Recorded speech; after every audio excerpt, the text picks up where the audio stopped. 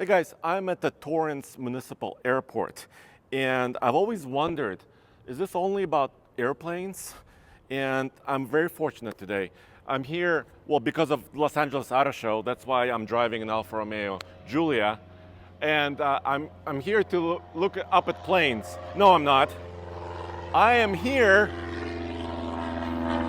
thanks to Motorman.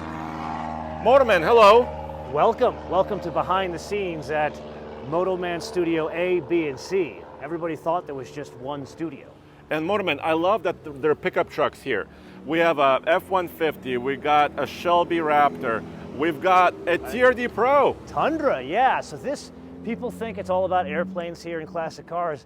In reality, most people do daily pickup trucks here. All right, let me open the door. Wow. Welcome to Motorman Studio C. See, for the past 14 years, we've been doing this in a couple of different studios. There was the Peterson, there was the Automobile Driving Museum, then of course there was YouTube Space LA, but then in 2018 switched to here, Torrance Airport.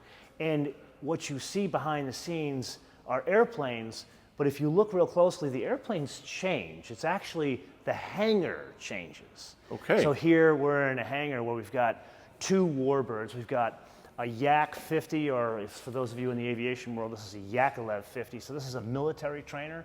These were knockoffs of the North American T6 Texan. And then the secondary knockoff was the Nanchang CJ6A. These came as tandem trainers, so you got two pilots. You've got the trainer in the back and the cadet in the front. And then these came either as a single seat or a tandem. These run offer as a tail dragger as well. Then over here on the Nanchang, you can see that's only on offer as on a nose wheel. These are only 9-cylinder rotary engines. Yeah. So these are kind of like old British sports cars in that if there is no oil under them, there is no oil in them. Well, so that's why there's a little bit Yes. of a bucket here. Yes. But we can also see another studio, right, where we can see the engine a little bit better. Yeah, we have the cowling off one of the other ones. And just for the avoidance of doubt, people have asked, is everything there yours? Actually, no. There's 3 different hangars. Only one of them is mine, Motorman Studio A, which we'll get to after this. That's a good friend of mine. And then here, this is another good friend of mine has this hangar. You can actually see these planes in action if you go to tigersquadron.com. This is a formation flying team based here in Torrance, California. And the team, we do all sorts of events over Southern California, actually not just Southern California. Like stuff you've seen probably is kicking off Rams games, presidential libraries, Rose Bowl. We're doing that this year. So it'll be these planes that are in these hangars.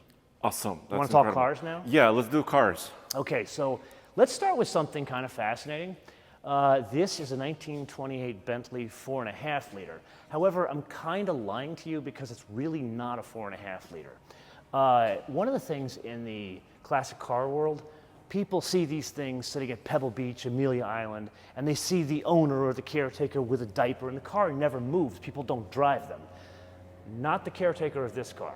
He has put over 75,000 miles on this car. Whoa. Actually, no, I think this one's 35,000 and his Goldwing is over 75,000 miles. This car has been shipped over to England for rallies. As a matter of fact, it was recently shipped over in England and he rebuilt the engine. So instead of it being a 4.5 liter, this one's a 5.9 liter. And it's a unique car because, I mean, you don't just jump in it and go, right? You know, it's funny, back in the day, the joke was W.O. Bentley made the fastest trucks. And if you look at this thing, this is about the size of that Tundra out there. You know, Yeah, it's got body on frame. That's kind of the deal. Absolutely. So let's come on over Let me here. look at the front of it just really quick. Yeah, so he's done some updates, as you can see here. Obviously not a blower Bentley. He's made some changes here recently. I was been away for 2 weeks. I don't know what's going on here, but he put this here. I'm gonna have to have a conversation with the caretaker and see what's going on with that. Okay, I gotcha. I'm sorry, and this is 1928 Bentley 4.5 liter. 28. 28. And another fascinating thing about all the cars you're going to see today, whether it's this hangar or the other hangar, these are used every weekend. We do a classic car drive around Southern California here, mainly PV, because Torrance is just kind of at the foothills of PV there. So that car, you'll see it driving around in the rallies. You'll see that car in the front of the Chinese restaurant across the street. Like, that's what that car does. It actually is used on a daily basis. Well, that's what the car should be, right? Even cars like that. They're meant to move, Absolutely. not stand. This is something that's kind of special because it started life as a 912, but now it's the 911R, not the 911R that you kind of normally have seen. That's worth now about $500,000. This is just a super fun car to drive because it's light. It weighs about 2,000 pounds. Got about 200 horsepower out of a six-cylinder. Could you open the doors? Yeah, this has got a cool revision of the Pepita seats in it. So this is all about just a super fun car. This is driving a quick car efficiently, I think is the best way to put this one. And you can see the gauges were redone here. The front end of this thing is super light, but the beauty of it is when you're driving it, it's the kind of thing you want to have on a canyon road because it's the original 911 setup, but the steering has been changed as well as the extra power. So this is a reinterpretation of a 911, kind of like you see with the Outlaws, just not a very expensive version of it. So that car there is probably worth about $80,000 US today. Then this is something that's kind of special to me. Well, it's special to me too because I am in an Alfa Romeo right now. Yes, you are. And I'm driving towards Las Vegas. But with all due respect, this is a real Alfa Romeo. You know, what you're driving is something that's a very practical car. Okay, yes. It's lovely. I actually like that silver, and I normally don't like silver, but this is a 1958 Giulietta Spider. But there's a couple of things that are special about this one. Number one, look at the colors. Normally you see these things as like red with a black interior. Or you see it black with a black interior, but look at the stunning blue and the love red. it. Isn't it stunning? Yes. And the thing about this, if I were to call you on the phone and say, hey, Andre, come down to Torrance, let's go for a ride in a blue car with a red interior, you'd laugh at me. You think I was a Goomba in New Jersey. But no, you're absolutely right. But this no. is a unique combination and it looks really fun. And you and I, so a little bit behind the scenes, you and I had a fantastic breakfast this morning downtown. Yes. And what did you tell me at breakfast? I told you that I am going to the Formula One race in Las Vegas. But what's the little known fact about Formula One? Well, that the company that won first and was dominant in the 1950 era, in the 50s, was Alfa Romeo.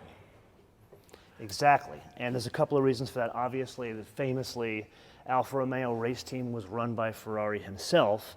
But really what's fascinating, or probably the backbone of their wins in the early race days, is their engineering prowess. Both Alfa Romeo and Lancia, they were literally a litany of firsts. And one of the things you see here, this is a 1958 model year car, and it has a double overcam 2-liter 4-cylinder engine. That wasn't the commonplace thing until probably the late 90s, early 2000s. These guys were doing it on a regular basis in 1958. Frankly, before that, if you look at some of the 6-cylinders from Lancias and Alfa before this, it had a double overhead cam. So these cars had more power than V8s of the day. And that's why they were dominant originally in racing. Yes. Now here's something that's very special. I'm just going to give you a quick glimpse of this one. Okay. And can I just say, Tommy, I invited you God knows how many times, and you've never come to visit. So eat your heart out. All right, Tommy, so you have to schedule some time here, Tommy. You gotta do it. Yeah, so Tommy, maybe I can get the owner to let you drive this one. Maybe I can get the owner to let you drive this one. There is no way on God's green earth the owner's gonna let you drive this one. Because he knows you would kill yourself in this car. What is this? This is something very, very special. This is a race car, Andre. So this is a 1915 Stutz Bearcat. So this was back when Detroit, meaning the center of the car world, was Indianapolis. I'm going to come around there and bring that up. And this car was designed to be a race car. But look at it. Again, it looks like a truck. But look at the details of it. Remember the... But why doors? You know, you don't need doors. You're racing. You don't even need a windshield. No. The term, when you think about, does the car have bucket seats? This is why they call them bucket seats. It's literally carved out of a bucket.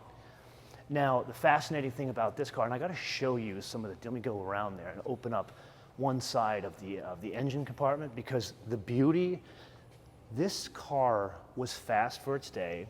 One of the things that's special about a car like this, you can take it into many driving events. Like they just did the London to Brighton. So this would be the kind of car that would get in that. Whoa. Look at the detail of this. Now, this is a testament to both the engineering of the car, but I would argue the caretaker, the owner of this car, drives it. Like again, you Well, would see this parked But in I front of could that Chinese eat off restaurant. of this engine. You could. He is the caretaker of this car. He is unusually good. You look at all these cars; they're Yeah. all in unusually good shape, and they look like they're trailer queens, but they're not. They're used semi-regularly. This one has a crazy amount of torque. The pedals, so the pedals are not set up like you would in a normal car today. This was back in the day where Stutz would do one thing, and I'll make it up, Benz would do another. Well, you know, Tommy and Roman bought a Model T recently. Yes, I saw that. Yes, and so Tommy's been learning and Who needs trying. therapy when you can have a Model T? Oh, yes. And it's overheating every 5 Yeah. minutes. So take a look at some of the details here. Look at the belt. Feel that. Feel that belt and tell them what that is. Is that leather? Yeah. Well, it feels like my belt I'm wearing right now. Yeah. But look at how beautifully engineered all this was. This was artwork back in the day, and you take it to another level when you're the caretaker of a vehicle like this, because it takes a tremendous amount of work to keep them looking like this. Even details like the wood here, the finish of that. Yeah, I'm speechless. And then completely switching gears on you. Well, hold on a second. So the next car, Next car. I want people to guess what it is before you uncover it. I think a lot of Pretty people. iconic shape. I think a lot of people will understand Is this. it British? Is it American? It's a little bit of both. A little bit of both, yeah. So this is not real. This is a Cobra. It's a 427. It's Kirkham. This one, so kind of a really, really, really good execution of a copy of these things. I'm not a big fan of these. I've never been a big fan of these. I appreciate them. I respect them for what they mean in car history and, of course, the performance. But this thing is just super fun to drive. It makes really, really loud noises. It spits and snorts. It burns you when you get out of the car. It's raw. It's very really raw. Yeah, it's a very analog experience. And again, this is another one of these cars. We take it out on the weekends. Again, the caretaker takes it with a group, and there's a couple of other guys that drive. This is actually owned by 4 guys, this car. So they all kind of share in it, and they have an experience with it. Yeah. Whew. So you said this is one of the studios. This is one of the 3 studios, yes. So I use this studio mainly for interviews and discussions of classic cars or something that's not a typical review. Now, as you've seen in my show lately, what I've been doing is using my open air studio out in Malibu, frankly, because it's a lot easier, because here we're shooting during the day and you can hear the planes taking Yeah, off. you can. Everybody asks, let's use the studio again. This is why. It's so much harder to do it because you have to wait until night to be able to shoot. Gotcha. Well, let's see the other space. Let's go to the other space. Awesome. So a lot of people ask in the comments, why don't you shoot in the hangar anymore? This is why. It's about 11:20 on a Friday morning. You can see this is the area where we stage the cars in the hangar.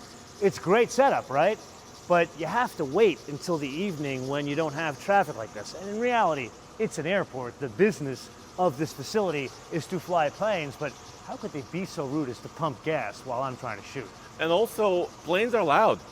Planes are very loud. Planes are loud. Very, very loud. So you can imagine you're doing a take and then you flub the line, you got to redo it again. Of course, that's when you get it perfect, and then boom, that's when a plane goes overhead. Now we're transitioning to Studio A. Welcome to Motoman Studio A. This is where most of the new car reviews have been shot over the years.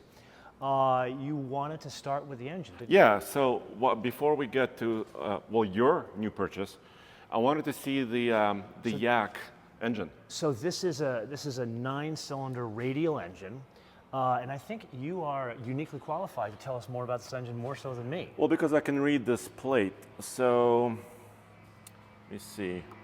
So it says Type M14P, then number, and it says Series 1, date of repair unknown, I guess. Date of repair is unknown, made in the USSR. I could see that. So these engines, whether it's the Chinese Nanchang CJ6A over there, or this Yak 1150, the radial engines, most folks put these M14s in here. They make good power. As you can imagine, a plane like this doesn't weigh a lot. This only weighs about 1,400 pounds. That one weighs about 2,100 pounds. But they both I think that one's about 350, 370 horsepower, and this is about 310 horsepower. But think about that as a car. Yeah. 310 horsepower Camry weighs 4,000 pounds. Not 1,500 pounds. Yeah. Yes. Super cool. All right, now I see, This is super special. is this a Bentley? Kinda. Rolls Royce? Kinda. No. This is a Lagonda, not an Okay. Aston Martin Lagonda. This is a Lagonda. It's a 1938 hill climb car. And as you can see, this is literally like, do you want to pick up? There. Yeah, that's it. That's what you were talking about? This is what I mean about shooting in a hangar during the day. Again, the business of this facility is to fly planes, but as you can imagine, when you're trying to shoot, it's just very frustrating, or you have to wait until night. All right, let's keep moving. We're gonna keep moving now. That's what TFL Classics does. You guys are a gorilla. Let's gorilla it. Yeah. So this car is special because it looks like the Batmobile. Like when I say Batmobile, like the early Batmobile from like the mid '30s in the cartoons, or comic books, I should say. But this engine, that engine is a V12, narrow angle as you can see, but it was designed by W.O. Bentley.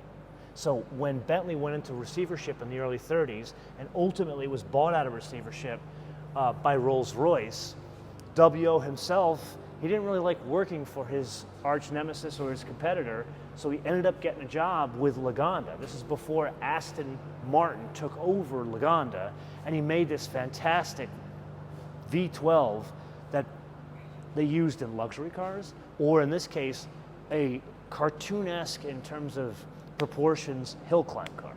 So what are some of the values? We saw the Bentley over there. We see Lagonda here. So what the are some of these? The Bentley's probably about $1 million to $1.5 million. We talked about the Porsche. That's Sure. a resto mod, but it's about 80 grand. Yeah. The Alfa, I'm guessing 80 to 100 in that condition, and that's got some provenance because it's been on many rallies. It's been on Copper State as well as Colorado Grande in your neck of the woods. Matter of fact, it has a Colorado plate on it. Yeah, it does.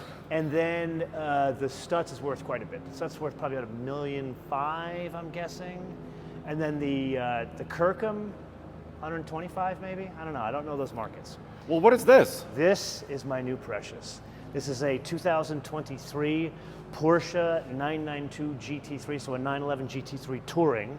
I did a whole episode on this. You can see it in my channel. Yeah, But we'll check it out. I go through the whole build of the car, but long and short of the story, it took me 5 years to get the allocation for the car, 3 years with all the slowdown of the war in Ukraine, as well as the supply chains with the virus. But I had things like the CXX done here where I literally customized the show's name into the dorsal from the factory.